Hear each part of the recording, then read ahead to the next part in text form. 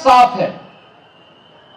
एक ओर मोदी जी के नेतृत्व की विकास, सुशासन और सुरक्षा वाली सरकार,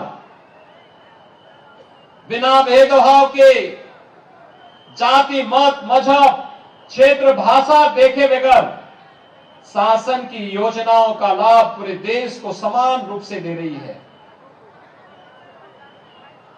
विकास सबका, लेकिन तुष्टीकरण किसी का नहीं। मकान सबको, शौचालय सबको, स्वास्थ्य की सुविधा सबको, राशन सबको, लेकिन सुरक्षा में सेंध लगाने वालों के साथ कठोरता पूर्वक निपटने की तैयारी पे। लेकिन भाइयों बहनों, भ्रष्टाचारियों के खिलाफ जितनी सख्त केंद्र की सरकार है, भ्रष्टाचारियों के प्रति उतनी ही सख्त छत्तीसगढ़ की सरकार है। 5 वर्ष में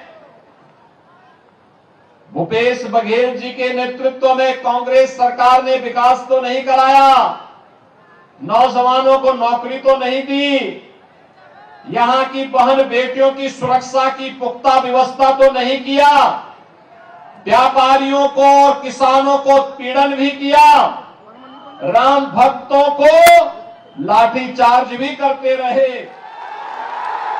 लेकिन भाइयों बहनों, भ्रष्टाचार की एक एक कड़ी को जोड़ करके आज उन्होंने फिर भी कांग्रेस की अपनी परंपरा और संस्कारों के अनुरूप एक भ्रष्टाचार की नई माला तैयार कर दी।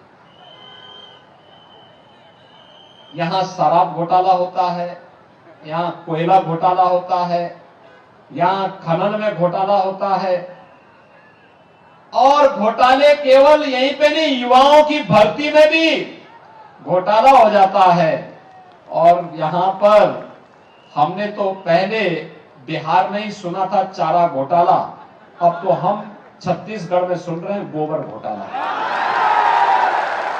लगता है बिहार का लालू जी का चारा यहां आकर के गोबर में बदल गया। अरे कांग्रेसियों के दिमाग में गोबर इतना भर गया कि उन्होंने गोबर का ही घोटाला कर डाला छत्तीसगढ़ में। यानी गोबर है नहीं, लेकिन गोबर खरीद करके, और जब जांच शुरू हुई तो उसमें मिट्टी के पैकेट भर भर करके भेज दिए गए। ये है कांग्रेस की वास्तविकता। भाइयों बहनों, एक घोटालों की सरकार, राम भक्तों पर हमला करने वाली सरकार, लव जिहाद को बढ़ावा देने वाली सरकार, धर्मांतरण को प्रश्रय देने वाली सरकार, सुरक्षा पर सेंध लगाने वाली सरकार, इस सरकार को रहने नहीं, एक क्षण टिकने का कोई अधिकार नहीं है। एक क्षण।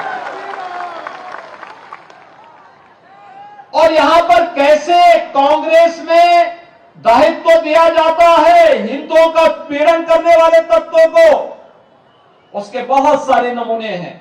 उनको कहीं कांग्रेस के युवा विंग में पदाधिकारी बनाया जाता है, कहीं पे सरकार के किसी महत्वपूर्ण दायित्व का जिम्मा उन्हें देने का कुत्सित प्रयास होता है। लेकिन भाइयों बहनों, ये चीजें भारतीय जनता पार्टी की डबल इंजन की सरकार जब आएगी वह तो नहीं स्वीकार कर सकती, वह नहीं स्वीकार करेगी।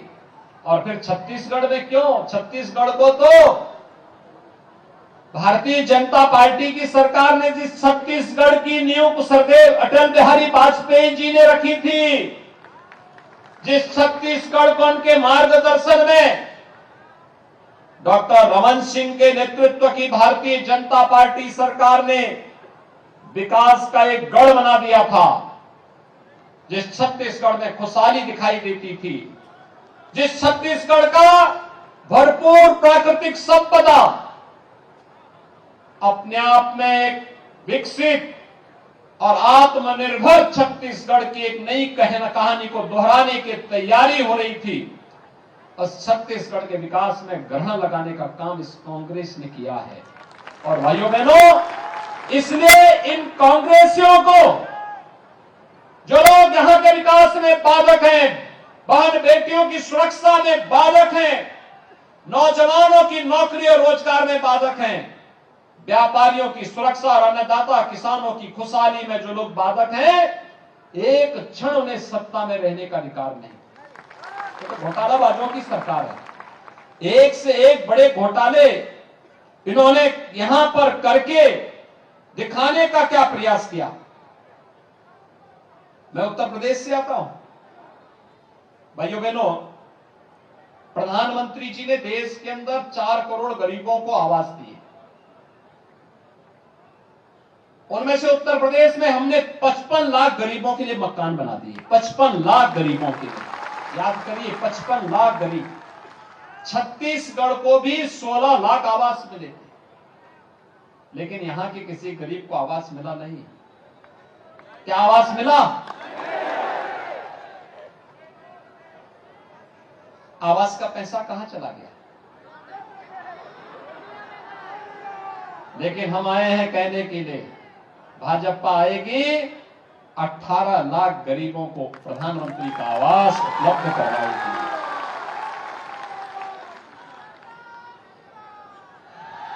हर घर नल आरओ का पानी 1.5 करोड़ लोगों को उत्तर प्रदेश 1.5 करोड़ परिवारों में हर घर नल दे दिया गया। छत्तीसगढ़ के लिए भी पैसा आया था। छत्तीसगढ़ का पैसा एक कांग्रेसी डकार गए, नहीं किया इन्होंने काम।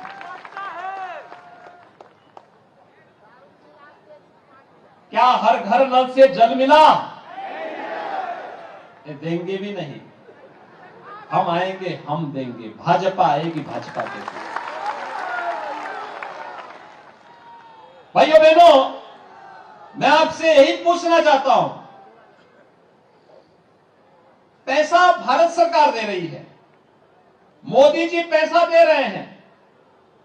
उन्होंने तो पहले दिन कहा, प्रधानमंत्री पद की शपथ लेते ही उन्होंने एक संकल्प लिया था, और संकल्प उनका वैसे ही है जैसे प्रभु राम का संकल्प था, निस्सरहीन करो मई भुज उठाए प्रण कीन।